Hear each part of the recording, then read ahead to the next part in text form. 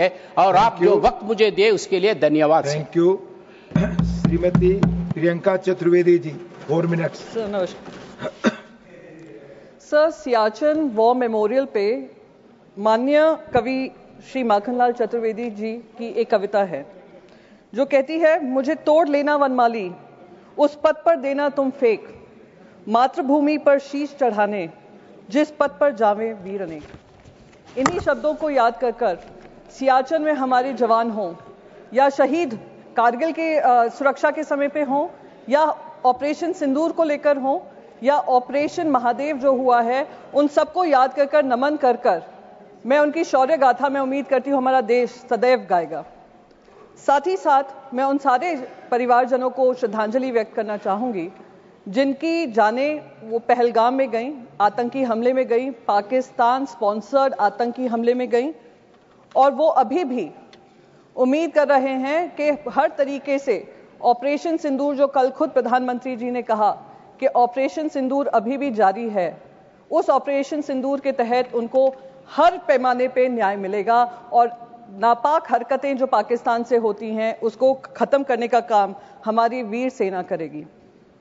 Sir, कल प्रधानमंत्री जी ने ऑपरेशन सिंदूर के बारे में कहा वो अभी भी जारी है और मैं उनका शुक्रिया अदा करती हूं कि उन्होंने देश को याद दिलाया कि ऑपरेशन सिंदूर में जो हमारी सेना ने किया वो अब तक खत्म नहीं हुआ है, हम इनकी नापाक हरकतों को खत्म करेंगे। पर कुछ सुझाव मेरे भी हैं।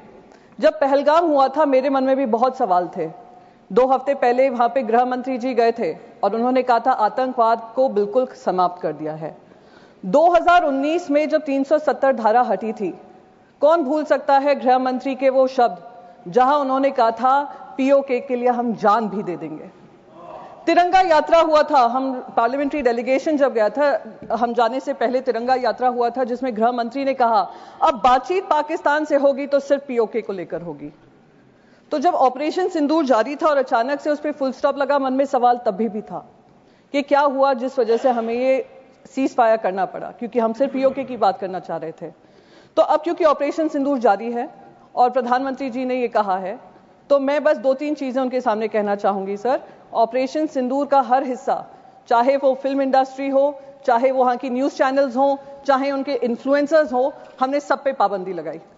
सर, अब समय आ गया है कि क्रिकेट पर भी पाबंदी लगनी चाहिए। सर सर, हमारे विदेश मंत्री ने कहा कि मैं गर्व होता है इस बात का कि मैं उस पार्लियामेंट्री डेलीगेशन में शामिल थी जिसकी जिम्मेदारी मुझे सरकार ने दी थी। हम 33 देशों में गए। हमें वित्त मंत्री मिनिस्टर ऑफ एक्सटर्नल अफेयर्स कह रहे थे करीब 100 देशों से बातचीत हुई। मैं तो कह रही हूं गृह मंत्री जी से, सर आपको बहुत जगह फोन करने की जरूरत नहीं पड़ेगी, एक इंटरकॉम पे ही फोन कर लेंगे। आईसीसी के चेयरमैन को अगर आप कह देंगे कि ये इंडिया पाकिस्तान मैच नहीं हो सकता तो नहीं होगा, ये हमारे ऑपरेशन सिंदूर की कामयाबी होगी। सर हम जो 26 महिलाएं जो विधवा हुई वो उनके मुंह, हम उनके मुंह पे जाकर कहेंगे कि हमें वो इंडिया पाकिस्तान मैच खेलना है, हम पैसा कमाना चाहते हैं, पैसे के ऊपर आपका परिवार नहीं है। तो मैं बस यही रिक्वेस्ट करूंगी, एक ऑपरेशन सिंदूर वो होना चाहिए।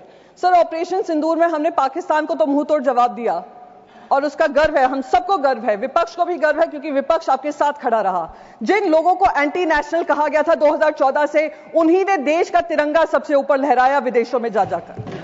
मेरे को उसका गर्व महसूस होता है। सर, पर जो हमारे यहां पर पहलगाम को लेकर इंटेलिजेंस फेलियर हुआ उसकी जवाबदेही किसी ने ली? सर, क्या हमारे इंटेलिजेंस चीफ का इस्तीफा मांगा गया? जी सर, मैं खत्म ही कर दूंगी, मैं ज्यादा समय नहीं लूंगी। सर, बस 20 सेकंड में खत्म कर दूं। सर, उस इंपॉर्टेंट मिशन का हिस्सा थी इंटेलिजेंस फेलियर जो हुआ, उसके तहत किसी ने भी इसकी जिम्मेदारी लेते हुए इस्तीफा लिया? इस्तीफा होने चाहिए सर। तब तक ये ऑपरेशन सिंदूर कंप्लीट नहीं होगा जब तक आउटसाइड वर्ल्ड को तो हमने पाकिस्तान को 2 टूक जवाब देकर अकाउंटेबिलिटी तय की, जब तक इंटरनल अकाउंटेबिलिटी हम तय नहीं करेंगे। 20 सेकंड हो गए। जय Hind, thank you very much. माननीय उपेंद्र कुशवाहा 4 मिनट।